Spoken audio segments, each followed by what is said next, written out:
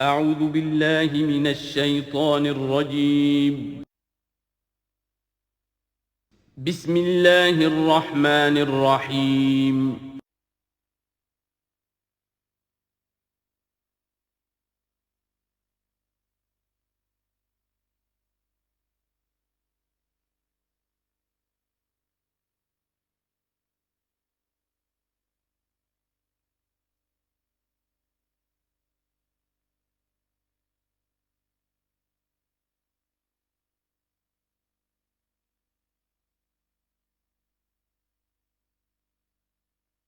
نحمده ونصلي على رسوله الكريم اما بعد فاعوذ بالله من الشيطان الرجيم بسم الله الرحمن الرحيم سيقول السفهاء من الناس ما ولاهم عن قبلتهم التي كانوا عليها قل لله المشرق والمغرب يهدي من يشاء الى صراط مستقيم صدق الله العظيم۔ اب یہ تحویل قبلہ کا مضمون براہ راست آ رہا ہے۔ اس کے لیے تمہیدی 2 رکوع ہم پڑھ چکے ہیں۔ حضرت ابراہیم کا تذکرہ جو معمار ہیں بیت اللہ کے، ابو الانبیاء ہیں، امام الناس ہیں، انہی کی ایک نسل بنی اسرائیل ہے، انہی کی ایک نسل بنی اسماعیل ہے۔ ان کا دین کیا تھا، اس کی بنیاد کیا تھی، انہوں نے اور خود ان کے پوتے حضرت یعقوب نے اپنی اولاد کو کس بات کی وصیت کی تھی، اب وہ اولاد مختلف پگڈنڈیوں پر چل کر کہاں کہاں پہنچ چکی ہے، یہ سارا پس منظر ہے اصل میں اس تحویل قبلہ کے لیے۔ اور تحویل قبلہ پر پورے 2 رکوع آ رہے ہیں۔ اس سے بسا اوقات یہ خیال پیدا ہوتا ہے، میرے ذہن میں بھی کبھی ہوتا تھا کہ یہ ایسی بڑی بات کیا تھی جس کے لیے قرآن مجید نے اتنے شد و مد کے ساتھ اور اس قدر تفصیل کے ساتھ بلکہ تکرار کے ساتھ بات کی۔ تو اصل میں اس کو یوں سمجھیے کہ ایک خاص مذہبی ذہنیت ہوتی ہے، اور وہ مذہبی ذہنیت یہ ہوتی ہے کہ اعمال کے ظاہر پر ان کی توجہ زیادہ مرکوز ہو جاتی ہے، اعمال کی جو روح ہے زیادہ اس کی طرف توجہ نہیں ہوتی۔ عوام الناس کا معاملہ یہی ہو جاتا ہے، ظواہر پر، رسومات پر، جو ظاہری شکلیں ہیں ان کی اہمیت، جو اصل دین ہے، روح دین ہے، جو مقاصد دین ہیں، ان کی طرف توجہ نہیں ہوتی۔ نتیجہ یہ ہوتا ہے کہ ظاہر میں ذرا سا فرق انہیں بہت محسوس ہوتا ہے، ذرا سا فرق ہو گیا، کسی نے رفع یدین کر لیا، قیامت آ گئی، معلوم ہوا یہ کوئی اور ہی آ گیا ہماری مسجد میں، یہ کون ہے، کسی نے آمین ذرا اونچا کہہ دیا، پھر قیامت آ گئی۔ یہ ساری چیزیں جو یہ خاص ایک ذہنیت ہوتی ہے، اس ذہنیت کے پس منظر میں یہ مسئلہ چھوٹا نہیں تھا۔ ایک تو یہ کہ جو قبائلی اور قومی پس منظر تھا اس کے حوالے سے سمجھیے، مکے میں جو لوگ ایمان لائے، ظاہر بات ہے ان سب کو عقیدت تھی خانہ کعبہ کے ساتھ، خود حضور کو تھی۔ آپ روتے ہوئے نکلے ہیں اور آپ نے یہ فرمایا تھا کہ اے کعبہ مجھے تجھ سے بڑی محبت ہے، لیکن تیرے یہاں کے رہنے والے مجھے یہاں رہنے نہیں دیتے۔ پھر یہ کہ وہ جو عقیدت اور محبت تھی وہ تمام اور مسلمانوں کے دلوں میں بھی تھی۔ مدینے میں آ کر آپ نے رخ بدل دیا۔ جب تک مکے میں تھے معلوم ہوتا ہے کہ حضور جب کھڑے ہوتے تھے نماز کے لیے تو آپ اس طرح کھڑے ہوتے تھے کہ بیک وقت استقبال قبلتین ہو جاتا تھا، یعنی جو جنوبی دیوار ہے ایک طرف وہ کونا ہے جس میں حجر اسود ہے، اور دوسری طرف وہ یمانی ہے، رکن یمانی جو یمن کی طرف ہے، جنوب کی طرف ہے۔ ادھر کوئی شخص کھڑا ہوگا اور وہیں پر انہی کے درمیان جو ہے جب طواف کیا جاتا ہے تو دعا مانگی جاتی ہے، ربنا آتنا فی الدنیا حسنۃ وفی الآخرۃ حسنۃ وقنا عذاب النار۔ باقی پورے طواف میں آپ جو چاہیں دعا مانگے، لیکن یہاں یہ دعا ہے خاص۔ اب اگر کوئی شخص ادھر کھڑا ہو کر نماز پڑھ رہا ہے تو کعبہ تو سامنے ہے ہی، ٹھیک سیت میں یروشلم بھی ہے۔ استقبال القبلتین، ایک ہی وقت میں 2 قبلوں کی طرف رخ ہو گیا۔ مدینہ میں آ کر معاملہ بدل گیا، مدینہ درمیان میں ہے، مکہ مکرمہ اس کے جنوب میں ہے اور یروشلم اس کے شمال میں ہے۔ اب جنوب کی طرف رخ کریں گے تو پیٹھ ہوگی یروشلم کی طرف، یروشلم کی طرف رخ کریں گے تو پیٹھ ہوگی کعبے کی طرف۔ اس میں امتحان ہو گیا ان لوگوں کا جو ایمان لائے تھے کہ آیا وہ محمد الرسول اللہ صلی اللہ علیہ وسلم کے فرمان کی پیروی کرتے ہیں یا اپنی پرانی عقیدتوں اور اپنی پرانی جو روایات ہیں ان کو زیادہ اہمیت دیتے ہیں۔ اللہ کا شکر ہے جو لوگ مکے سے آئے تھے ان کی اتنی تربیت ہو چکی تھی کہ ان میں سے کسی کے لیے کوئی مسئلہ پیدا نہیں ہوا۔ اقبال کا وہ مصرع پھر سنا رہا ہوں، بمصطفیٰ برساں خیش را کے دی ہماوست، اگر بہو نہ رسیدی تمام بولا بیست۔ حالانکہ قرآن مجید میں کہیں منقول نہیں ہے کہ اللہ نے حکم دیا تھا، ہو سکتا ہے اللہ نے حضور کو وحی خفی کے ذریعے سے حکم دیا ہو، لیکن وحی جلی میں کہیں نہیں ہے کہ آپ کو حکم دیا گیا ہو کہ اب یروشلم کی طرف رخ کر کے نماز پڑھیے۔ یہ امتحان ہو گیا کہ رسول کا اتباع کتنا کچھ ہے۔ اب جب یہ حکم آیا اب امتحان ہو گیا جو مدینے میں رہنے والے جو ایمان لائے تھے ان کا، اس لیے کہ یہاں یہودی بھی تھے، بعض ان میں سے ایمان لائے، عبداللہ ابن سلام رضی اللہ تعالیٰ عنہ تھے، ان کو علماء میں سے تھے، لیکن جو اور دوسرے لوگ تھے وہ بھی زیر اثر تھے یہود کے علماء کے، ان کے دل میں بھی یروشلم کی عظمت تھی۔ اب جب انہیں رخ کرنا پڑا تو یہ ان کے ایمان کا امتحان ہو گیا۔ تو یہ بڑا امتحان تھا اس میں کہ جو سب کے لیے مثبر تھا، اور مسلمانوں میں سے بعض لوگوں کے دلوں میں یہ خیال بھی پیدا ہوا ہوگا اگر اصل قبلہ یہ تھا تو ہم نے اب تک جو نمازیں پڑھی ہیں وہ تو پھر ہم نے غلط اس پر پڑھی، ہماری اتنی سالوں کی کسی کو ایمان لائے ہوئے 10 برس ہو گئے، ہماری ان نمازوں کا کیا بنے گا؟ وہ نمازیں ضائع ہو گئیں تو نماز تو ایمان کا رکن رکین ہے، تو بڑی تشویش پیدا ہو گئی۔ اس کے ساتھ ہی ایک مسئلہ یہ پیدا ہوا سیاسی اعتبار سے کہ یہود اب تک تو یہ سمجھ رہے تھے کہ حضور نے اور مسلمانوں نے ہمارا قبلہ اختیار کر لیا ہے، تو گویا کہ ہمارے کیمپ فالوورز ہیں، ہمارا تو انہوں نے اتباع کیا ہے، لہذا ہمیں کوئی خاص اندیشہ نہیں ان کی طرف سے۔ لیکن اب جب قبلہ بدل گیا تو ان کے کان کھڑے ہو گئے کہ یہ تو پھر کوئی نئی اب ملت ہے اور نئی امت کی تشکیل ہو رہی ہے، لہذا ان کی طرف سے مخالفت جو تھی اس کے اندر شدت زیادہ پیدا ہو گئی۔ یہ سارے مضامین تھے کہ جو یہاں پر زیر بحث آ رہے ہیں۔ سَيَقُولُ السُّفَهَاءُ مِنَ النَّاسِ، بہت غیر معمولی ہے اس کا آغاز ہی اس آیت کا۔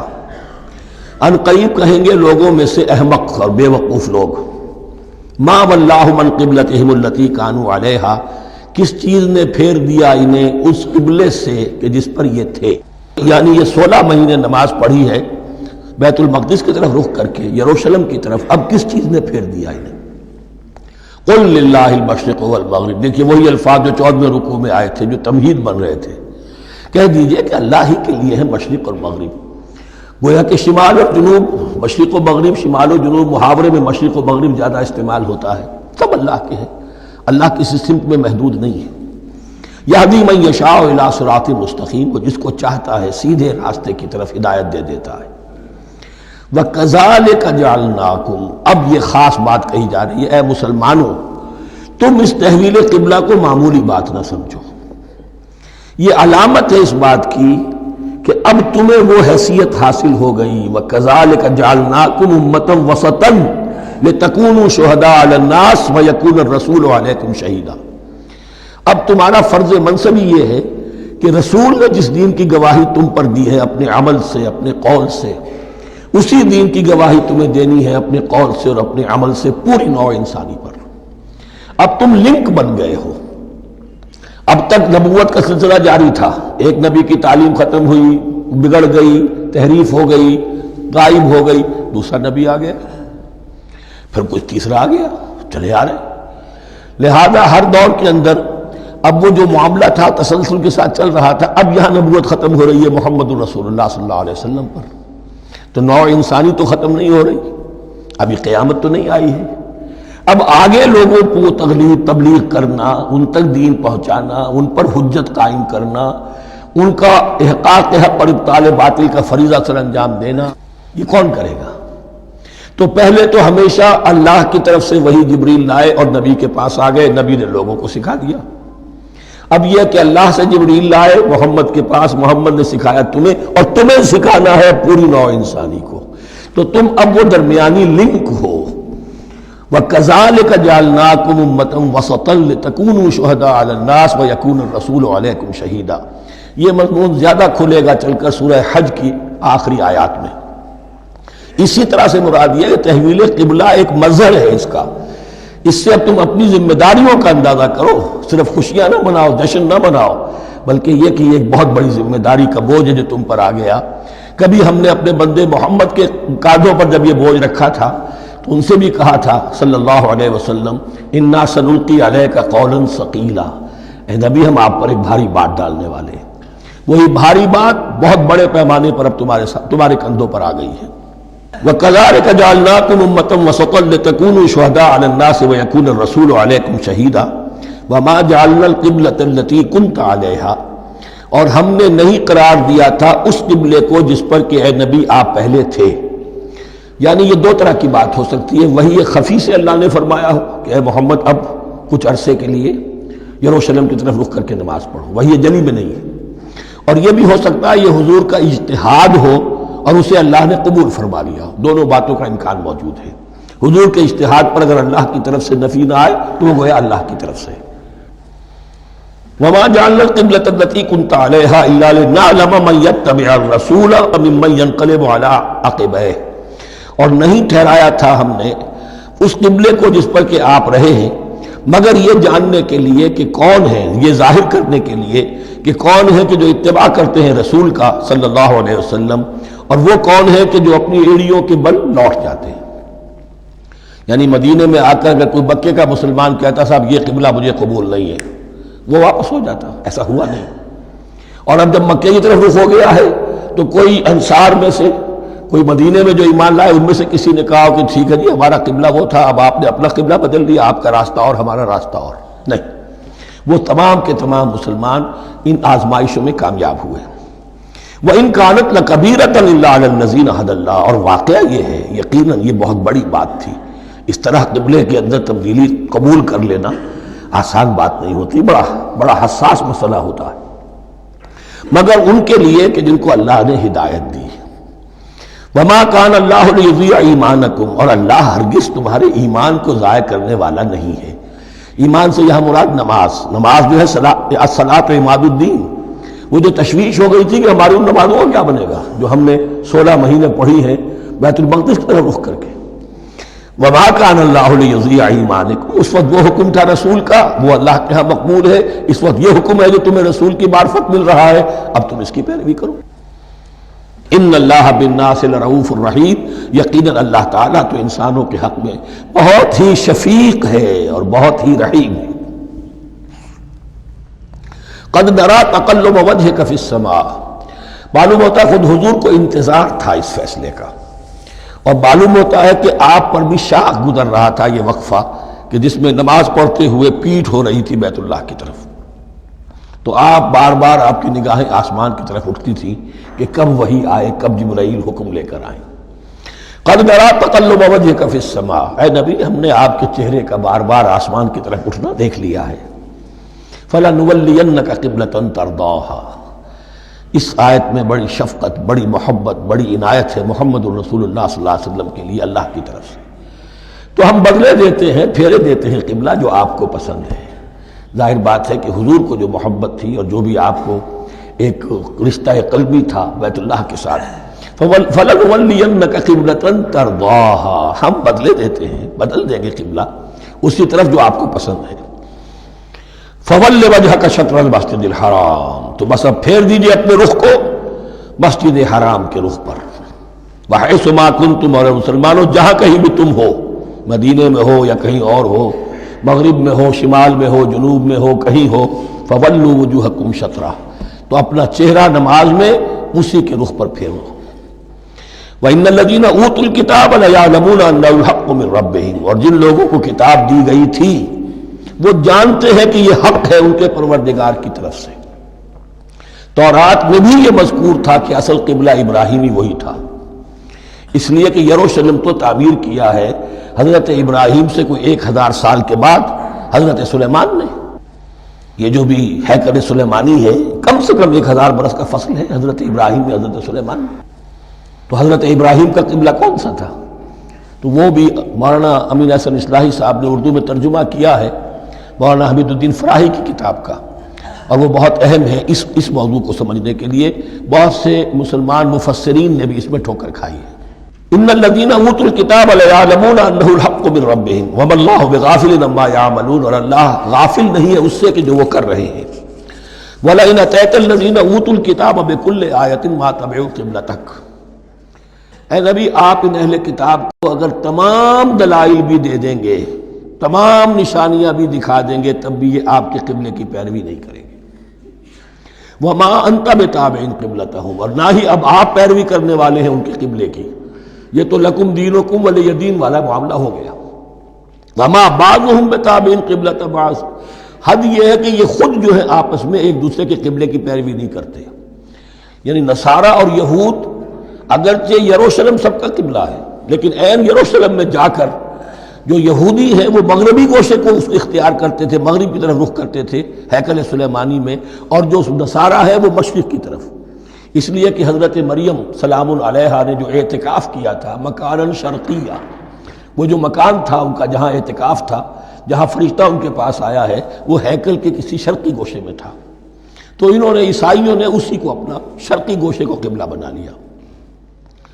وَلَئِنِ اتَّبَعْتَ أَهْوَاءَهُمْ، اور اے نبی اگر بالفرض آپ نے ان کی خواہشات کی پیروی کی، من بعد ما جاءك من العلم، اس کے بعد کہ آپ کے پاس العلم صحیح علم آ چکا ہے، إِنَّكَ إِذًا لَّمِنَ الظَّالِمِينَ، تو آپ بھی پھر ظلم کرنے والوں میں سے ہو جائیں گے، معاذ اللہ۔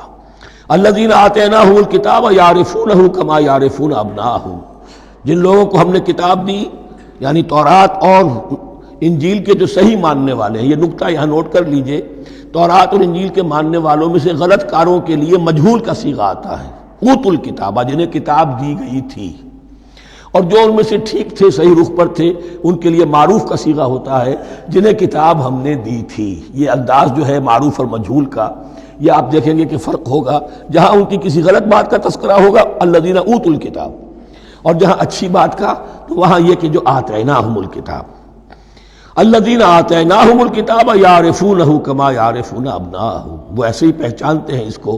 ہو کی ضمیر قبلے کی طرف بھی ہے، اور ہو کی ضمیر محمد الرسول اللہ کی طرف بھی ہے، ہو کی ضمیر قرآن کی طرف بھی ہے، ایسے پہچانتے ہیں جیسے اپنے بیٹوں کو۔ وَإِنَّ فَرِيقًا مِّنْهُمْ، اور یقیناً ان میں سے ایک گروہ وہ ہے لَيَكْتُمُونَ الْحَقَّ وَهُمْ يَعْلَمُونَ، جو جانتے بوجھتے حق کو چھپاتے ہیں۔ الحق من ربک، یہ حق ہے آپ کے رب کی طرف سے، فلا تکونن من الممترین، تو آپ ہرگز نہ بنے شک کرنے والوں میں۔ یہ حضور سے خطاب ہو رہا ہے، اور حضور کی وساطت سے اصل میں ہر مسلمان سے خطاب ہو رہا ہے، یہ بات ان سے کہی جا رہی ہے کہ اس میں کوئی شک اپنے پاس متانے دو، یہ تو حق ہے تمہارے پروردگار کی طرف سے۔ وَلِكُلٍّ وِجْهَةٌ هُوَ مُوَلِّيهَا، ہر ایک کے لیے ہم نے ایک رخ معین کر دیا جس کی طرف کہ وہ رخ کرتا ہے۔ فَاسْتَبِقُوا الْخَيْرَاتِ، تو مسلمانوں تمہارے لیے ایک رخ تو ہم نے معین کر دیا بیت اللہ کا، ایک باطنی رخ کیا ہے؟ نیکیوں میں ایک دوسرے سے آگے بڑھنے کی کوشش کرو۔ ایک ہے ظاہر، نماز کا ظاہر ہے، آپ نے قبلے کی طرف رخ کر لیا ہے، آپ نے وضو کیا ہے، ایک نماز کا باطن ہے، خشوع ہے، خضوع ہے، حضور قلب حاصل ہے، رقت ہے، معلوم ہے کس کے سامنے حاضری ہے۔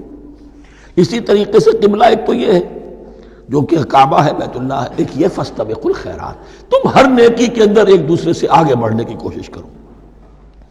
اینما تکونوا یأتی بکم اللہ جمیعا، جہاں کہیں بھی ہوگے اللہ تم سب کو لے آئے گا، جمع کر دے گا۔ ان اللہ علی کل شیء قدیر، یقینا اللہ تعالی ہر چیز پر قادر ہے۔ ومن حیث خرجت فول وجهک شطر المسجد الحرام، اور جدھر سے بھی آپ کا نکلنا ہو، کہیں سفر کریں، کہیں بھی جائیں، تو آپ اپنا رخ پھیر دیجئے مسجد حرام کی طرف۔ وَإِنَّهُ لَلْحَقُّ مِن رَبِّكَ، اور یہ یقیناً حق ہے آپ کے رب کی طرف سے۔ وَمَا اللَّهُ بِغَافِلٍ عَمَّا تَعْمَلُونَ، اور اللہ غافل نہیں اس سے کہ جو تم کر رہے ہو۔ یہاں بظاہر جو ہے کلام حضور سے ہے، اصل میں مسلمانوں سے خطاب ہے بواسطہ محمد صلی اللہ علیہ وسلم۔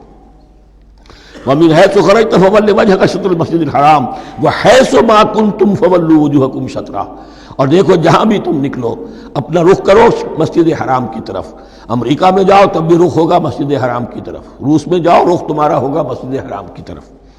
وَحَيْثُ مَا كُنْتُمْ، اور اے مسلمانوں جہاں کہیں بھی تم ہو، فَوَلُّوا وُجُوهَكُمْ شَطْرَهُ، تو اپنے چہروں کو پھیر دو اسی کے رخ پر۔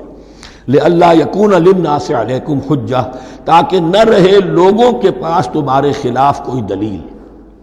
اب اس بات کو سمجھ لیجئے کہ چونکہ تورات میں لکھا ہوا تھا کہ نبی آخر الزمان کا قبلہ کعبہ ہوگا، اگر حضور یہ قبلہ اختیار نہ کرتے تو علماء یہود حجت قائم کرتے مسلمانوں پر کہ دیکھو تورات میں تو یہ لکھا ہے اور انہوں نے وہ اختیار نہیں کیا. تو یہ گویا کہ ان کے اوپر اتمام حجت بھی ہو رہا ہے اور قطع عذر بھی ہو رہا ہے، ان کی حجت کی جڑ بھی کٹ رہی ہے. الا الذین ظلموا منہم، سوائے ان میں سے ان کے جو ظالم ہیں، اعتراض کرنے کے لیے لاکھ انہوں نے پھر بھی ہیلے بہانے بنائی لینے ہیں. فلا تخشوہم، تو اے مسلمانوں ان سے نہ ڈرو، واخشونی، مجھ سے ڈرو. وَلِأُتِمَّ نِعْمَتِي عَلَيْكُمْ. اور یہ جو تحویل قبلہ ہوئی ہے اور محمد الرسول اللہ صلی اللہ علیہ وسلم کی بعثت کی بنیاد پر ایک نئی امت کو شکل دی جا رہی ہے اور اسے اب امامت الناس سے سرفراز کیا جا رہا ہے، وراثت ابراہیمی اب اسے منتقل ہو گئی ہے. یہ اس لیے ہے وَلِأُتِمَّ نِعْمَتِي عَلَيْكُمْ، اپنی نعمت میں تم پر اس کا اتمام فرما دوں، مکمل کر دوں. وَلَعَلَّكُمْ تَهْتَدُونَ، اور تاکہ تم ہدایت یافتہ بن جاؤ.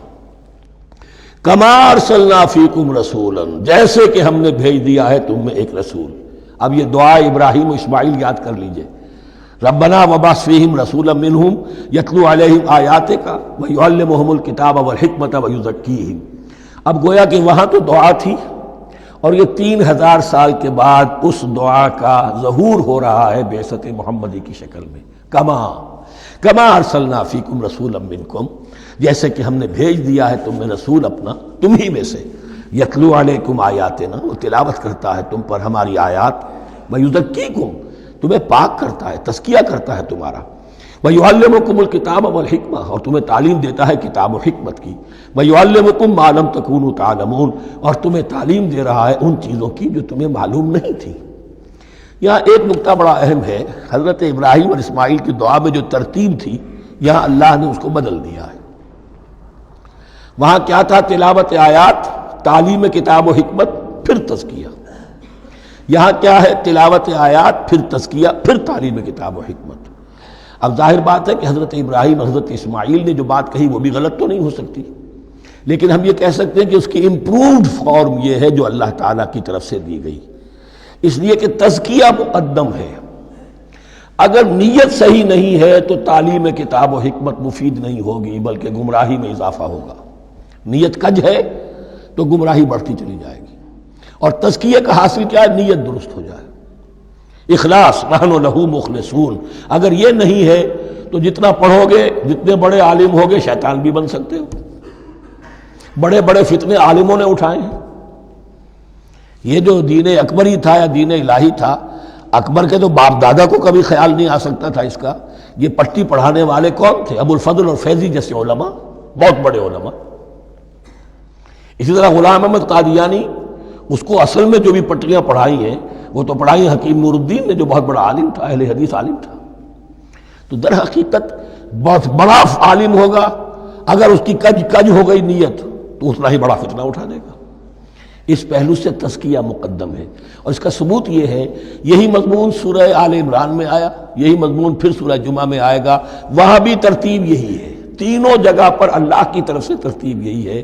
یتلو علیکم آیاتنا ویزکیکم، تمہیں ہماری آیات پڑھ کر سنا رہا ہے اور تمہارا تزکیہ کرتا ہے. ویعلمکم الکتاب والحکمہ، اور اس تزکیے کے بعد پھر تعلیم کتاب و حکمت. ویعلمکم ما لم تکونوا تعلمون، اور تمہیں سکھا رہا ہے جو کچھ علم تمہیں حاصل نہیں تھا. فاذکرونی اذکرکم، پس مجھے یاد رکھو، میں تمہیں یاد رکھوں گا. یہ بہت بڑا میثاق ہے اور بہت بڑا وعدہ ہے، بہت بڑا وعدہ. اور یہاں تک حدیث میں پھر اس کی شرح آئی ہے، میرا بندہ اگر مجھے اپنے دل میں یاد کرتا ہے میں بھی اسے اپنے جی میں یاد کرتا ہوں. اور میرا بندہ اگر میرا ذکر کسی محفل میں کرتا ہے تو میں اس سے بہت اعلیٰ محفل میں اس کا ذکر کرتا ہوں. اس کی محفل تو بہت بلند و بالا ہے، ملائے اعلیٰ کی محفل ہے، فرشتے ملائکہ مقربین کی محفل ہے. خدا خود میر محفل بود اندر لامکا خسرو، محمد شمع محفل بود شب جائے کہ من بودم. اب خسرو کس عالم میں تھے جب یہ شعر کہہ گئے ہیں؟ تو بہرحال ہے تو صحیح، ایک محفل تو ہے. میں اس سے بڑی بہتر محفل میں ان کا تذکرہ کرتا ہوں.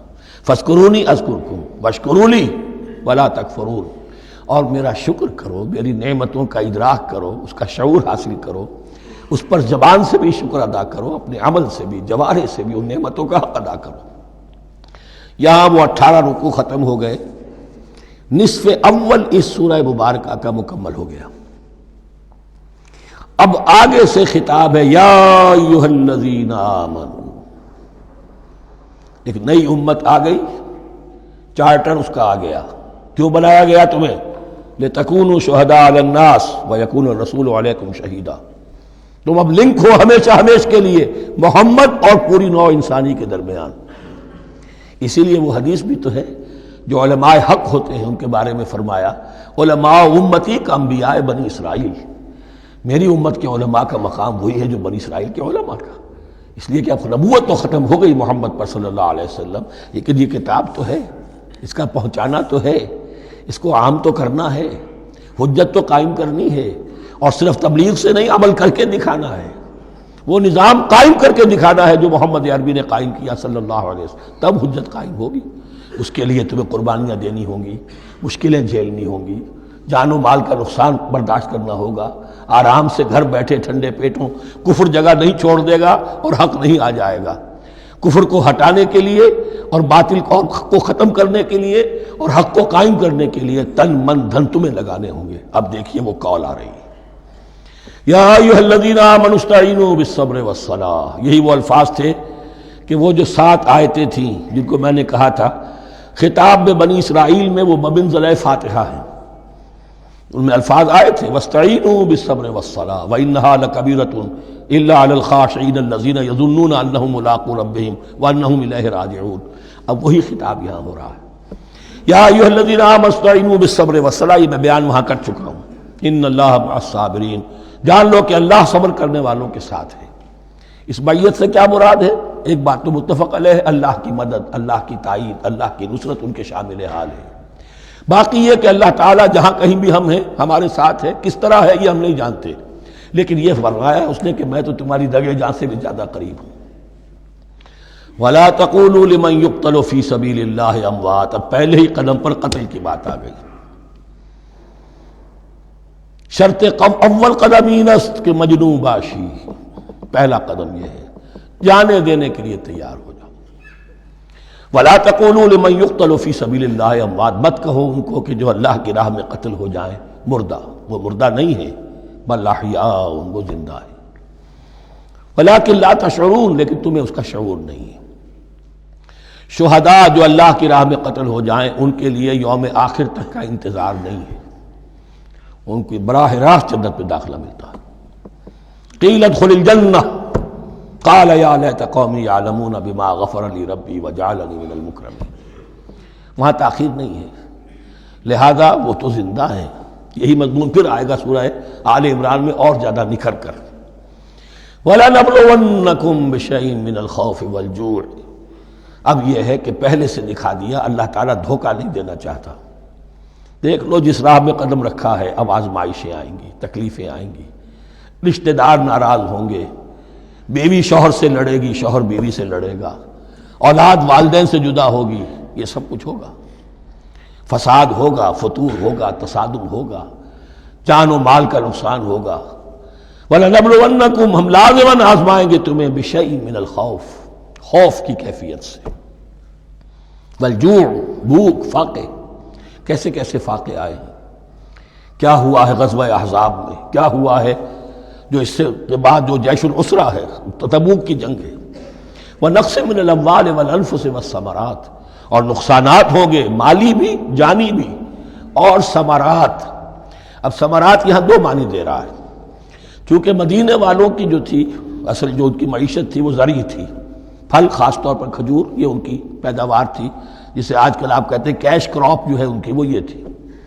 اب ایسا بھی ہوگا کہ فصل تیار کھڑی ہے، اگر اسے اتارا نہ کھجور سے تو ضائع ہو جائے گی، اور ادھر سے تبوک کا حکم آ گیا نکلو اللہ کی راہ، یہ ساری فصل ضائع ہو جائے گی۔ امتحان ہو گیا کہ نہیں؟ اور اس کے علاوہ ایک اور ہے اس کا مفہوم، انسان کچھ بہت محنت کرتا ہے، جد و جہد کرتا ہے، کیریئر بناتا ہے، اپنا ایک مقام بنا لیتا ہے اس کیریئر میں، اس پروفیشن میں، اس راستے پر آتا ہے تو کچھ اور ہی شکل اختیار کرنی پڑتی ہے۔ وہ تجارت کے زمانے میں جو محنت کی تھی، وہ کیریئر کو اب جمانے میں جو محنت کی تھی، وہ سارا کا سارا معاملہ جو ہے وہ کھو کر پھر اس وادی میں آنا پڑتا ہے۔ وَلَنَبْلُوَنَّكُمْ، یہ بھی ثمرات ہیں نا، محنت کے ثمرات۔ وَلَنَبْلُوَنَّكُمْ بِشَيْءٍ مِّنَ الْخَوْفِ وَالْجُوعِ وَنَقْصٍ مِّنَ الْأَمْوَالِ وَالْأَنفُسِ وَالثَّمَرَاتِ وَبَشِّرِ الصَّابِرِينَ، اور اے نبی بشارت دیجئے صابروں کو، صبر کرنے والوں کو۔ یہ کون ہے؟ الذین اذا اصابتہم مصیبۃ، وہ لوگ کہ جن کو جب بھی کوئی مصیبت آئے قالوا انا للہ وانا الیہ راجعون، وہ کہتے ہیں ہم اللہ ہی کے تو ہیں، اللہ ہی کی طرف ہمیں لوٹ جانا ہے، کل بھی جانا تھا، آج چلے جائیں، حاضر ہیں، جتنی جلدی بلا لیں۔ نشان مرد مومن باتوں گویم جو مرگ آیا تبسم مر لبے اوست، مرد مومن کی تو نشانی یہی ہے کہ جب موت آئے تو مسرت کے ساتھ اس کے چہرے پر، اس کے ہونٹوں پر مسکراہٹ ہو۔ یہ ایمان، جو میں نے کہا تھا لٹمس ٹیسٹ یہ ہے کہ بندہ مومن اس دنیا میں زیادہ رہنے کی خواہش نہیں کر سکتا۔ لائف از اے لائبلٹی، جو لمحہ آ رہا ہے اس کا حساب دینا ہوگا، تو جتنی عمر بڑھ رہی ہے حساب بڑھ رہا ہے۔ It's not an asset, it's a liability. اور الدنیا سجن المومن و جنت الکافر، یہ تو مومن کے لیے ایک قید خانہ ہے، ہاں کافروں کی جنت۔ وَبَشِّرِ الصَّابِرِينَ الَّذِينَ إِذَا أَصَابَتْهُمْ مُصِيبَةٌ قَالُوا إِنَّا لِلَّهِ وَإِنَّا إِلَيْهِ رَاجِعُونَ أُولَٰئِكَ عَلَيْهِمْ صَلَوَاتٌ مِّن رَّبِّهِمْ وَرَحْمَةٌ، یہ ہیں وہ لوگ کہ جن پر ہر وقت اللہ کی عنایتوں کا نزول ہوتا رہتا ہے اور رحمت کی بارش ہوتی رہتی ہے۔ وَأُولَٰئِكَ هُمُ الْمُهْتَدُونَ، اور یہی لوگ ہیں ہدایت یافتہ، جنہوں نے واقعتاً ہدایت کو اختیار کیا ہے۔ اور جو ایسے مرحلے پر ٹھٹک کر کھڑے رہ جائیں، پیچھے رہ جائیں، پیچھے بیٹھ جائیں، پیٹھ موڑ لیں، وہ گویا کہ ختم ہوا ان کا معاملہ۔ اب چونکہ اس معاملے میں بحث ہو گئی تھی خانہ کعبہ کی بھی، پھر اسی میں مقام ابراہیم کی بات آ گئی تھی، تو کچھ ذہنوں میں سوال پیدا ہوا کہ یہ جو حج کے مناسک میں صفا اور مروہ جو ہے، یہ بھی تو آخر اسی کا تو ان کی کیا حقیقت ہے، کوئی حقیقت ہے یا نہیں؟ فرمایا ان الصفا والمروۃ من شعائر اللہ، یہ بھی اللہ کے شاعر میں سے ہے۔ شاعر کسے کہتے ہیں؟ وہ چیز جو شعور بخشے، تو وہ چیزیں کہ جن کے ساتھ اولو العزم پیغمبروں یا اولو العزم انسانوں، اولو العزم اولیاء اللہ کے کچھ حالات و واقعات کا کوئی ذہنی سلسلہ قائم ہوتا ہو، وہ گویا کہ شعور دلانے والے ہوتے ہیں، یاد دلانے والے ہوتے ہیں، اللہ تعالیٰ کی طرف ذہن کو لے جانے والے ہوتے ہیں، اس اعتبار سے شاعر۔ ان الصفا والمروۃ من شعائر اللہ فمن حج البیت او اعتمر فلا جناح علیہ ان یطوف بہما، تو جو کوئی بھی ہمارے گھر کا حج کرے، بیت اللہ کا حج کرے یا عمرہ کرے، اعتمر، فلا جناح علیہ، تو کوئی حرج نہیں ہے اس پر، ان یطوف بہما، کہ ان دونوں کا بھی طواف کرے، وہ جو 7 چکر لگائے جاتے ہیں، ان الصفا والمروہ۔ ومن تطوع خیرا، جو شخص جان بوجھ کر بھلا کام کرتا ہے، فإن اللہ شاکر علیم، تو جان لو اللہ بڑا قدردان ہے۔ اب شکر انسان کرتا ہے تو اس کے معنی کیا ہوں گے؟ احسان مند ہونا۔ وہی شکر اللہ کرتا ہے شکور، اس کے کیا معنی ہوں گے؟ قدردانی، میرے بندے نے یہ کام کیا، میرے بندے نے میرے لیے یہ محنت کی، یہ قربانی دی۔ ان اللہ شاکر علیم، اور جانتا ہے، چاہے کسی اور کو پتہ نہ چلے، اسے تو معلوم ہے۔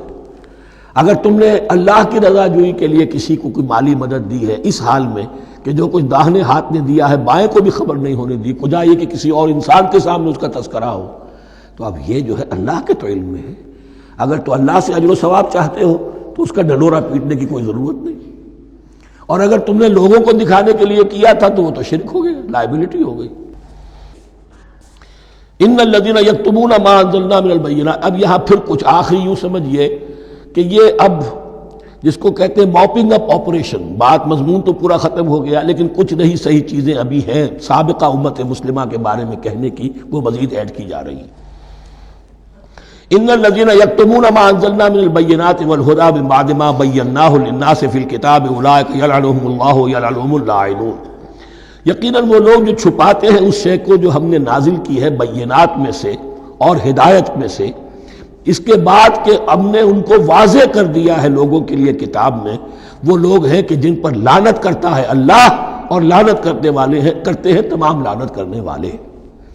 یعنی علم ایک بہت بڑی جو ہے امانت ہے، اس علم کا چھپانا، کتمان حق، ہم آیت پڑھ آئے ہیں وَمَنْ أَظْلَمُ مِمَّنْ يَكْتُمُ شَهَادَةً عِنْدَهُ مِنَ اللَّهِ، اگر اللہ کی طرف سے کوئی گواہی کسی کے پاس ہے اور وہ اسے چھپا لے تو اس سے بڑا ظالم کون ہوگا؟ اب انہی کی وضاحت ہو رہی ہے، کیسی کیسی کھلی شہادتیں تورات اور انجیل میں تھیں اور ان کو یہ چھپائے پھر رہے۔ ان الذين يكتمون ما انزلنا من البينات والهدى من بعد ما بيناه للناس في الكتاب اولئك يلعنهم الله ويلعنهم اللاعنون الا الذين تابوا واصلحوا وبينوا، سوائے ان کے کہ جو توبہ کرے، رجوع کرے اور اپنی اصلاح کر لے اور اب واضح کرے وہ شے کہ جو انہوں نے چھپائی ہوئی تھی اسے ظاہر کرے۔ فاولئک اتوب علیہم، تو ان کی توبہ میں قبول کروں گا اور ان کی طرف میں نگاہ التفات میں اپنی پھر ان کی طرف متوجہ کر دوں گا۔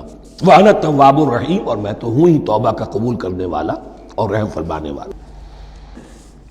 إِنَّ الَّذِينَ كَفَرُوا وَمَاتُوا وَهُمْ كُفَّارٌ، یقیناً جن لوگوں نے کفر کیا اور وہ مرے اسی حال میں کہ کفر پر قائم تھے، أُولَٰئِكَ عَلَيْهِمْ لَعْنَةُ اللَّهِ وَالْمَلَائِكَةِ وَالنَّاسِ أَجْمَعِينَ، ان پر تو لعنت ہے اللہ کی بھی اور فرشتوں کی بھی اور تمام انسانوں کی بھی۔ خالدین فیہا، اس لعنت کی کیفیت میں وہ اب ہمیشہ رہیں گے۔ لا یخفف عنہم العذاب، نہ ان پر سے عذاب کے اندر کوئی کمی کی جائے گی، ولا ہم ینظرون، نہ انہیں کوئی مہلت ملے گی کہ عذاب کا تسلسل ذرا سی دیر کے لیے وقفہ ہو جائے، سانس لینے کی مہلت مل جائے۔ ولا ہم ینظرون۔ وَإِلَٰهُكُمْ إِلَٰهٌ وَاحِدٌ، سن لو تمہارا الہ اور معبود ایک ہی الہ ہے۔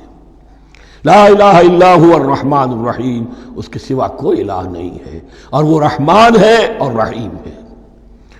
اب جو آیت آ رہی ہے اس کے پڑھنے سے پہلے ایک بات سمجھ لیجئے کہ یہ جو اب 22 رکوعوں کا مضمون ہم پڑھ رہے ہیں، مجھے یہ بات آج شروع میں واضح کرنی چاہیے تھی، اس میں ترتیب کیا ہے۔ میں پہلے عرض کر چکا ہوں کہ پہلے 18 رکوعوں کی تقسیم ورٹیکل کی ہے ہم نے، 18 کو 4 رکوع ادھر، 10 درمیان میں، پھر 4 ادھر۔ یہاں اب چلے گی ہاریزونٹل تقسیم، افقی تقسیم، اور اس کی بھی شکل کیا ہے کہ 4 مضامین ہیں کہ جو تانے بانے کے ساتھ بنے ہوئے ہیں، یا 4 لڑیاں ہیں مضمون کی کہ جن کو بٹ کر رسی بنا دیا گیا۔ وہ 4 مضامین کیا ہیں؟ مسلمانوں سے خطاب میں ان کے لیے عبادات اور احکام اور شرائع،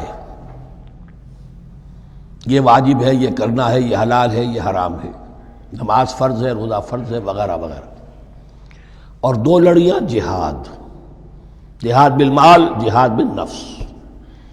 جہاد بالنفس کی آخری انتہا قتال ہے، جہاں انسان نقد جان ہاتھ پر رکھ کر، ہتھیلی پر رکھ کر میدان میں حاضر ہو جاتا ہے۔ جو جنگ میں گیا اس نے اپنے آپ کو موت کے لیے پیش کر دیا، بچ کر آ جائے تو بونس ہے۔ اس اعتبار سے یہ 4 جڑیں۔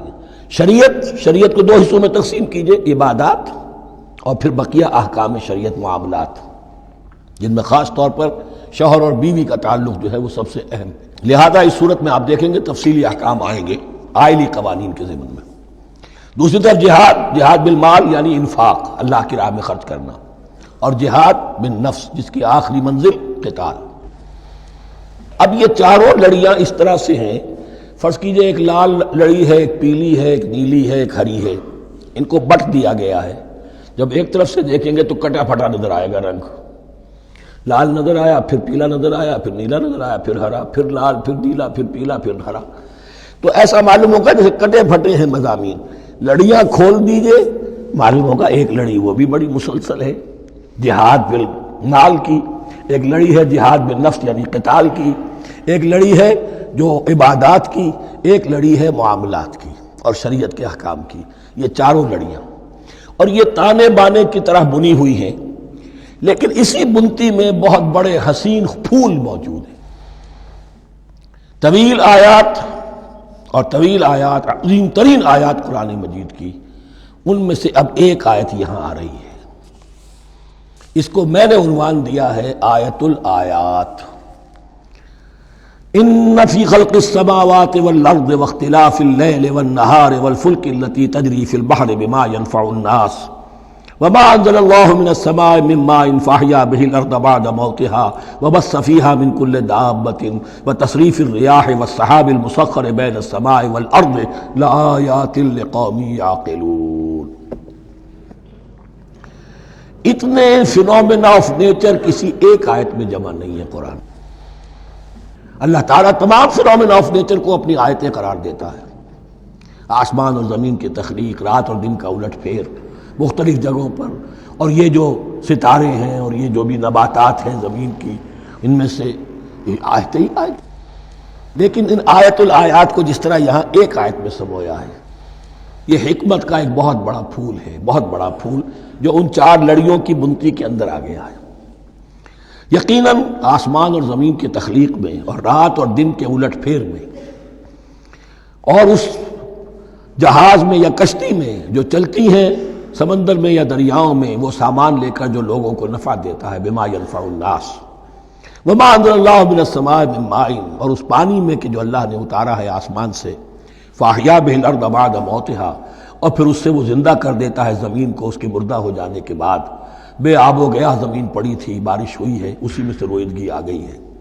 وبث فیہا من کل دابہ، اور یہ تمام حیوانات اور چرند اور پرند جو اس کے اندر پھیلا دیے گئے ہیں. وتصریف الریاح، اور یہ ہواؤں کا چلنا جو ہے، کبھی پروا چل رہی ہے، کبھی پچھمی چل رہی ہے، کبھی مشرق سے آ رہی ہے، کبھی مغرب سے آ رہی ہے، تصریف الریاح ہے. والسحاب المسخر بین السماء والارض، اور ان بادلوں میں کہ جو معلق کر دیے گئے آسمان اور زمین کے درمیان. لآیات لقوم یعقلون، ان سب میں آیات ہیں، نشانیاں ہیں ان لوگوں کے لیے جو عقل سے کام لیں. ان کو دیکھو اور ان کے خالق کو، مدبر کو پہچانو. آیات ہیں، اور ان کے آیات کے پہچاننے کا جو عملی نتیجہ نکلنا چاہیے، اور جس کو عام طور پر لوگ نہیں پہنچ پاتے جس تک، اب اگلی آیت میں اس کا تذکرہ ہے. نتیجہ تو نکلنا یہ چاہیے کہ پھر محبوب اللہ ہی ہو، شکر اسی کا ہو، اطاعت اسی کی ہو، عبادت اسی کی ہو. جب سورج میں کچھ نہیں، یہ تو اللہ نے اس کو بنایا ہے، یہ حرارت جو ہے اللہ نے دی ہے، چاند میں کچھ نہیں، ہوائیں چلانے والا کوئی وہی تو ہے. تو اب کسی شے کے لیے کوئی شکر نہیں، کسی شے کے لیے کوئی عبادت نہیں، کوئی ڈنڈوت نہیں، کوئی سجدہ نہیں، بلکہ صرف اللہ کے لیے. اور وہی مطلوب و مقصود بن جائے، وہی محبوب ہو. لا محبوب الا اللہ، لا مقصود الا اللہ، لا مطلوب الا اللہ. جن لوگوں کی یہاں تک رسائی نہیں ہو جاتی، وہ لوگ کسی اور شے کو اپنا محبوب و مطلوب بنا کر اس کی پرستی شروع کر دیتے ہیں. خدا تک نہیں پہنچے، اپنے نفسی کو معبود بنا لیا، جو یہ کہے کر رہے، معبود تو ہو گیا. ارأیت من اتخذ الہہ ہواہ، اپنے قوم کو معبود بنا لیا، قوم کی برتری کے لیے اور قوم کی سربلندی کے لیے جانے بھی دے رہے، وطن کو معبود بنا لیا. اس حقیقت کو علامہ اقبال نے سمجھا ہے. اس دور کا سب سے بڑا بت وطن ہے. اس دور میں میں اور ہے، جام اور ہے، جم اور، ساقی نے بنا کی روش لطف و ستم اور، تہذیب کے آزر نے ترشوائے صنم اور، مسلم نے بھی تعمیر کیا اپنا حرم اور، ان تازہ خداؤں میں بڑا سب سے وطن ہے، جو پیرہن اس کا ہے وہ مذہب کا کفن ہے. نیشنلزم، ٹیریٹوریل، وطنی قومیت، وطن کی جے، یہ معبود بنائے بیٹھے. تو اب یہاں سنیے، وَمِنَ النَّاسِ، اور لوگوں میں سے کچھ ایسے بھی ہیں، مَن يَتَّخِذُ مِن دُونِ اللَّهِ أَندَادًا، جو اللہ کو چھوڑ کر کچھ اور چیزوں کو اس کا مد مقابل بنا دیتے ہیں. وطن کو بنا لیا، قوم کو بنا لیا، ہیومنزم، انسانیت، نوع انسانی، ہم اس کے خدمتگار ہیں، ہم اس کی بہتری کے لیے کام کر رہے ہیں، یہ بھی ایک معبود بن گیا. اور سب سے گھٹیا انسان وہ ہے کہ اپنے ہی حسن کا دیوانہ بنا پھرتا ہوں، اپنا ہی نفس ہے، اسی کے گر چکر لگا رہا ہے، وہی حریم ہے اس کا، وہی حرم ہے اس کا، اور وہ طواف کر رہا ہے اپنے نفس کا، تو وہ بھی تو اس کا ایک معبود ہے. لوگوں میں سے وہ بھی ہیں کہ جو اللہ کو چھوڑ کر کسی اور چیز کو اس کا مد مقابل بنا دیتے ہیں.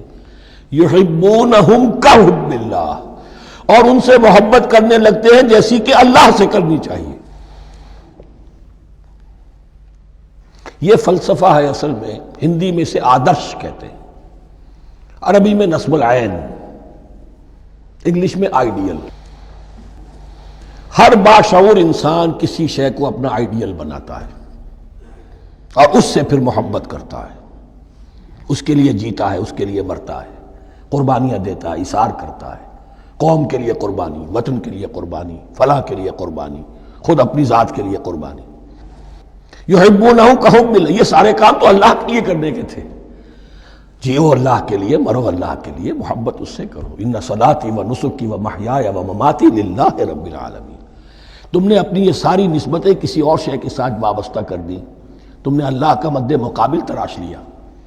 می تراشت فکر ما ہر دم خدا بندے دیگر، رست از یک بند تا افتاد در بندے دیگر۔ انسان معبود تراشتا رہتا ہے اپنے ذہن سے، اور ان کے لیے محبت کرتا ہے، جانیں دیتا ہے، قربانیاں دیتا ہے۔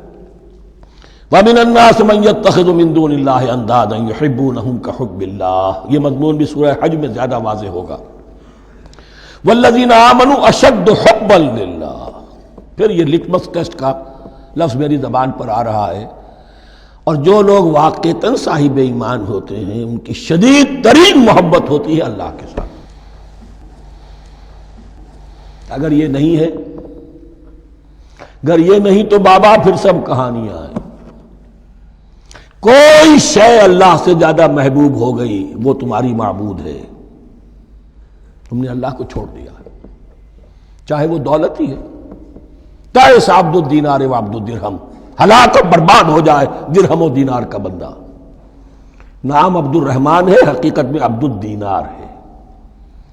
دینار آنا چاہیے، حرام سے آئے، حلال سے آئے، جائز سے آئے، ناجائز سے آئے، تو معبود اللہ نہیں ہے، معبود دینار ہے۔ ہندو نے یہ کیا کہ لکشمی دیوی کی ایک مورتی بنا کر پوجنا شروع کر دیا۔ یہ لکشمی دیوی اگر ذرا مہربان ہو جائے گی دولت آ جائے گی۔ ہم نے کہا ہٹاؤ اس درمیان کے لنک کو، سیدھے ہی دولت کو کیوں نہ پوجو، پیٹرو ڈالر کو پوجو، ڈالر کو پوجو، ترک وطن کرو، ماں باپ کو چھوڑو یہاں سے سکتا ہوا کہ مر رہے ہیں اور کوئی ان کا بیٹا ان کی بیٹی ان کے پاس نہیں، کس لیے؟ ڈالر۔ کون معبود ہوا؟ وَمِنَ النَّاسِ مَن يَتَّخِذُ مِن دُونِ اللَّهِ أَندَادًا يُحِبُّونَهُمْ كَحُبِّ اللَّهِ وَالَّذِينَ آمَنُوا أَشَدُّ حُبًّا لِلَّهِ وَلَوْ يَرَى الَّذِينَ ظَلَمُوا إِذْ يَرَوْنَ الْعَذَابَ أَنَّ الْقُوَّةَ لِلَّهِ جَمِيعًا، اور کاش کہ دیکھ لیتے یہ لوگ جو اس شرک میں اور اس گناہ میں مبتلا ہیں، ظلم شرک کے معنی، جب وہ دیکھیں گے عذاب کو اور یہ بات واضح ہو جائے گی کہ قوت تو ساری کی ساری اللہ کے ہاتھ میں ہے، کسی کے پاس کچھ نہیں۔ وَأَنَّ اللَّهَ شَدِيدُ الْعِقَابِ، اور یہ کہ اللہ سزا شدید العذاب، اللہ سزا دینے میں بہت سخت ہے۔ اس وقت آنکھ کھلے گی تو فائدہ کیا ہوگا؟ اب آنکھ کھلے تو فائدہ ہے۔ استبرأ الذین اتبعوا من الذین اتبعوا، اب انسانی معاشرے کے اندر یہ ہوتا ہے، کچھ لوگ ہوتے ہیں لیڈر لوگ جو اپنے پیچھے لوگوں کو لگا لیتے ہیں، چاہے ڈیماگوگز ہوں، چاہے مذہبی جو ہے وہ مسندوں کے والی ہوں، اپنے پیچھے لگاتے ہیں، اور ان کے پیچھے لگنے والے جو ہیں وہ یہ سمجھتے ہوئے ان کی عزت بھی ہے، ان کا احترام بھی ہے، ان کے نیچے دبے بھی ہوئے، ان کا پیچھے پیچھے چلتے ہیں۔ قیامت کے دن وہ تبرہ کریں گے کہ تم نے ہمیں مروایا، ہم تمہاری پیروی کرتے رہے، ہم نے سمجھا تم جو کہہ رہے وہ ٹھیک ہے، ہم نے تمہیں اپنا لیڈر مانا۔ اب وہ اعلان برات کریں گے، اللہ ہمارا ان سے کوئی تعلق نہیں۔ استبرأ الذین اتبعوا، اور اس کے جواب میں پھر وہ کریں گے ہمارا تم سے کوئی تعلق نہیں۔ اس روز کے جن لوگوں کا اتباع کیا گیا تھا دنیا میں، لیڈر لوگ، وہ ان لوگوں سے جنہوں نے پیروی کی تھی ان سے تبرہ کریں گے۔ وَرَأَوُا الْعَذَابَ وَتَقَطَّعَتْ بِهِمُ الْأَسْبَابُ، اور وہ دیکھ لیں گے عذاب کو، نگاہوں کے سامنے جہنم آ جائے گی اور تمام رشتے منقطع ہو جائیں گے۔ یوم یفر المرء من اخیہ وامہ وابیہ وصاحبتہ وبنیہ لکل امرئ منہم یومئذ شأن یغنیہ یود المجرم لو یفتدی من عذاب یومئذ ببنیہ وصاحبتہ واخیہ وفصیلتہ التی تؤویہ ومن فی الارض جمیعا ثم ینجیہ۔ ہر انسان چاہے گا میرے باپ کو، بیٹے کو، بھائی کو، ماں کو، بیوی کو، اولاد کو، تمام انسانوں کو چھوڑ دو جہنم میں، خدا کے لیے کسی طرح مجھے بچا لو۔ تقطعت بہم الاسباب، سارے رشتے منقطع ہو جائیں گے، جن رشتوں کی وجہ سے حرام کو حلال اور حلال کو حرام کر رہے ہو، جن کی دلجوئی کے لیے حرام کی کمائی کرتے ہو، جن کی دلجوئی کے لیے دین کے راستے سے آگے نہیں بڑھ رہے ہو، دین کے راستے میں بیوی ناراض نہ ہو جائے، گھر والے ناراض نہ ہو جائیں. بتقطعت بہم الاسباب، یہ سارے رشتے یہیں تک کے لیے ختم ہو جائیں. وقال الذین اتبعوا، اور جو ان کے پیروکار تھے وہ کہیں گے لو ان لنا کرۃ، اگر کہیں ہمیں دنیا میں لوٹنا نصیب ہو جائے، فنتبرأ منہم کما تبرؤوا منا، تو ہم بھی ان سے اسی طرح برات کریں گے جیسے آج یہ ہم سے برات کر رہے ہیں. کذالک یریہم اللہ اعمالہم حسرات علیہم، اس طرح اللہ ان کو دکھائے گا ان کے اعمال حسرتیں بن جائیں گے. کاش کہ ہم نے سمجھا ہوتا، کاش کہ ہم نے ان کی پیروی نہ کی ہوتی، کاش کہ ہم نے ان کو اپنا لیڈر اور اپنا ہادی اور رہنما نہ مانا ہوتا. وما ہم بخارجین من النار، لیکن وہ اب آگ سے نکلنے والے نہیں ہوں گے. یا ایھا الناس کلوا مما فی الارض حلالا طیبا ولا تتبعوا خطوات الشیطان انہ لکم عدو مبین.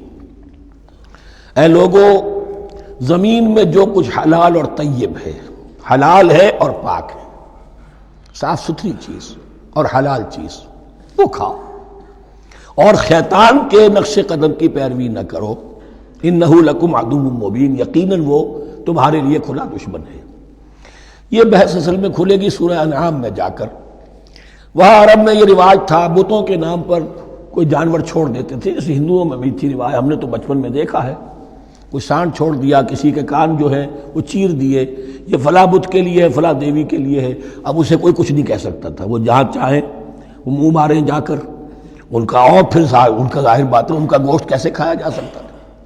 تو عرب میں بھی یہ رواج تھے، اور ابھی تک اس کے کچھ نہ کچھ ریزیڈول ایفیکٹس تھے. آباء و اجداد کی جو رسمیں چلی آ رہی ہوں وہ آسانی سے جو ہے وہ چھوٹتی نہیں ہیں، کچھ نہ کچھ اثرات رہتے ہیں، جیسے آج تک ہمارے ہاں ہندوانہ اثرات موجود ہیں. تو ایسے لوگوں سے کہا جا رہا ہے کہ یہ تمام حرمتیں جو تمہارے ان لوگوں نے مشرکین نے بنا لی تھی، یہ جانور حرام، یہ جانور حرام ہو گیا، اسے فلاں کے نام پر نامزد کیا ہے، اس اونٹ کی جو ہے اتنی اونٹنیوں کے ساتھ جفتی ہو چکی ہے، اب بس اس کو خالی کر دو، چھوڑ دو، نہ اس کے اوپر سواری کی جائے گی اور نہ اس کا گوشت کھایا جائے گا. یہ کوئی نہیں ہے، جو چیز حلال ہے اصلاً اور طیب ہے کھاؤ. انما یامرکم بالسوء والفحشاء، یقیناً شیطان تمہیں حکم دیتا ہے بدی کا اور بے حیائی کا. وان تقولوا علی اللہ ما لا تعلمون، اور اس کا کہ تم کہو اللہ کی طرف نسبت کر کے جو تم جانتے نہیں ہو، کہ اللہ نے حرام کیا. بھائی تمہیں کہاں معلوم؟ کوئی دلیل لاؤ، کسی کتاب میں دکھاؤ کہ اللہ نے یہ چیز حرام کر دی.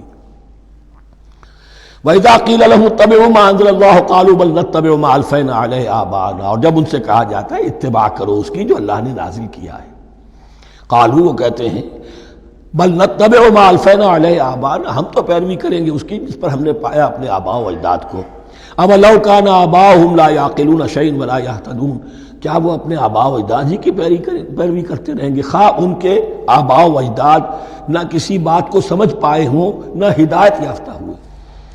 میں نے عرض کر دیا تھا کہ سورہ بقرہ میں جہاں دعوت تیسرے رکوع کی پہلی آیت شروع ہوئی، یا ایھا الناس اعبدوا ربکم الذی خلقکم والذین من قبلکم لعلکم تعقلون، وہ بھی تو مخلوق تھے جیسے تم مخلوق ہو، تم سے خطا ہو سکتی ہے، ان سے بھی ہوئی، تم غلطی کر سکتے ہو، انہوں نے بھی کی. ومثل الذین کفروا کمثل الذی ینطق بما لا یسمع الا دعاء ونداء.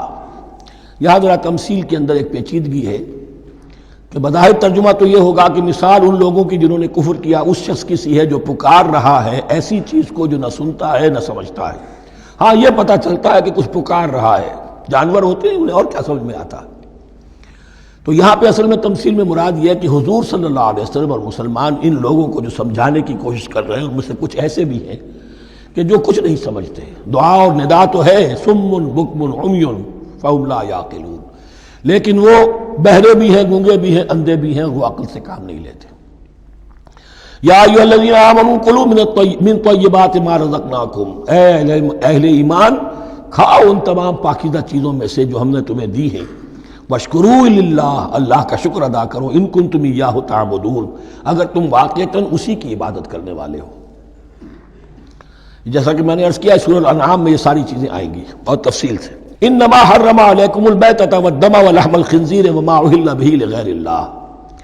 بنیادی طور پر اللہ تعالیٰ نے وہ کھانے کے جو اہل عرب میں اس وقت رائج تھے ان میں سے 4 چیزوں کی حرمت کا اعلان کیا ہے بار بار. مکی صورتوں میں بار بار ہوا ہے اور یہاں پھر یہ مدنی صورت کے اندر گویا کہ آخری بار. انما حرم علیکم المیتۃ، اللہ نے تم پر حرام کیا مردار کو، جو اپنی آپ موت مر گیا، ذبح نہیں کیا گیا، والدم، اور خون حرام ہے، نجس ہے۔ اسی لیے جو ذبح کرنے کا ہمارا طریقہ ہے وہ یہ ہے کہ صرف گردن کو کاٹا جائے تاکہ اس میں شریانے وغیرہ کٹ جائے اور اکثر جو ہے خون جسم کا نکل جائے۔ اگر جھٹکا کیا جائے جیسے سکھ کرتے تھے، ایک ہی تلوار کے وار سے گردن اڑا دی بکری کی، یا یہ کہ جیسے کہ یورپ وغیرہ میں ہوتا ہے، تو پھر وہ خون اندر رہ جاتا ہے جسم کے، اس کے اندر پھر وہ اینٹھن نہیں ہوتی اس حیوان کے جسم میں کہ جس سے خون جو ہے وہ باہر چلا جائے، تو وہ لحم الخنزیر، اور تیسری چیز ہے خنزیر کا گوشت، اور چوتھی چیز وما اہل بہ لغیر اللہ، اور وہ کہ جس پر پکارا گیا ہو کسی کا نام اللہ کے سوا۔ اب اس میں ایک چیز تو یہ ہے کہ جسی شے کو ذبح کرتے ہوئے کسی بت کا، کسی دیوی کا، کسی دیوتا کا تذکرہ کیا، وہ تو حرام مطلق ہو ہی گیا، اس کا گوشت کھانا حرام مطلق ہے۔ لیکن اسی کے تابع یہ ہوگا کسی بزرگ کا قرب حاصل کرنے کے لیے اس کے مزار پر لے جا کر وہاں ذبح کیا جا رہا ہے، پوچھیں گے تو ہم تو اللہ کے لیے ذبح کر رہے ہیں، تو اللہ کے لیے تو اپنے گھر میں بھی کر سکتے تھے ذبح، یہاں کیوں لائے ہو؟ اس کو تم نے کسی اعتبار سے اس صاحب قبر کا جو ہے اس کا تقرب حاصل کرنے کا ذریعہ بنایا۔ یہ چیزیں بھی اسی کے تابع ہو جائیں گی۔ اللہ کے لیے کرنا تو ہر جگہ کر سکتے ہو، ہم تو صرف ایصال ثواب کے لیے کر رہے ہیں، تو اپنے گھر میں بیٹھ کر کرو گے تو کیا ایصال ثواب نہیں ہو جائے گا؟ ٹھیک ہے اللہ، ہم یہ خرچ کر رہے ہیں، ہم نے یہ جانور ذبح کیا ہے تیرے لیے، اس کا ثواب جو ہے فلاں کو پہنچا دے۔ یہ ہے چار چیزیں بنیادی طور پر۔ فمن اضطر غیر باغ ولا عاد، ان میں بھی ایک رعایت ہے، اگر کوئی مضطر ہو گیا ہے، مجبور ہو گیا ہے، جان نکل رہی ہے اور کوئی شے کھانے کو نہیں، لیکن دو شرطیں پوری ہو، غیر باغ ولا عاد، وہ اس حرام کی طرف رغبت نہ رکھتا ہو، اور نہ جو ناگزیر حد ہے جان بچانے کی اس سے آگے بڑھے۔ صرف جان بچانے کے لیے مردار کا گوشت بھی کھا سکتا ہے، سور کا گوشت بھی کھا سکتا ہے، جو بھی چاہے، جان بچانے کے لیے یہ رخصت ہے، لیکن اس شے کی طرف کوئی رغبت المیلان طبیعت میں نہ ہو۔ یہ اللہ تو جانتا ہے، اگر تو معاملہ اس سے ہے تو اس سے تو چھپی ہوئی بات نہیں ہے، اور جتنا ناگزیر ہے جان بچانے کے لیے اس سے آگے نہ بڑھے۔ فلا اثم علیہ، ان دو شرطوں کے ساتھ جان بچانے کے لیے حرام چیز بھی کھائی جا سکتی ہے۔ ان اللہ غفور الرحیم، یقیناً اللہ غفور الرحیم ہے۔ ان الذین یکتمون ما انزل اللہ من الکتاب ویشترون بہ ثمنا قلیلا، یقیناً وہ لوگ جو چھپاتے ہیں اس کو جو اللہ نے نازل کیا ہے کتاب میں سے اور فروخت کرتے ہیں انہیں بہت حقیر سی قیمت پر، اولئک ما یاکلون فی بطونہم الا النار، یہ لوگ نہیں بھر رہے اپنے پیٹوں میں مگر آگ۔ ولا یکلمہم اللہ یوم القیامہ، اللہ ان سے کلام نہیں کرے گا قیامت کے دن۔ ولا یزکیہم، نہ انہیں پاک کرے گا۔ ولہم عذاب علیم، ان کے لیے دردناک عذاب ہے۔ اولئک الذین اشتروا الضلالۃ بالہدی، یہ ہیں وہ لوگ کہ جنہوں نے ہدایت دے کر ضلالت خرید لی ہے، والعذاب بالمغفرہ، اور مغفرت اللہ کی اپنے ہاتھ سے دے کر عذاب خرید لیا ہے۔ فما اصبرہم علی النار، تو کتنا ہے ان کا حوصلہ آگ کے لیے، بڑے صابر ہیں اس جہنم کی آگ کے لیے، کس طرح تیاری کر رہے ہیں۔ ذالک بان اللہ نزل الکتاب بالحق، یہ اس لیے کہ اللہ نے تو کتاب نازل کی حق کے ساتھ۔ وان الذین اختلفوا فی الکتاب لفی شقاق بعید، اور یقیناً جن لوگوں نے کتاب اور شریعت میں پھر یہ پگڈنڈیاں نکالی، اختلاف کی، وہ بڑی ہی دشمنی میں اور بڑی ہی شقاوت کے اندر مبتلا ہو گئے۔ بارک اللہ لی ولکم فی القرآن العظیم ونفعنی وإیاکم بالآیات والذکر الحکیم۔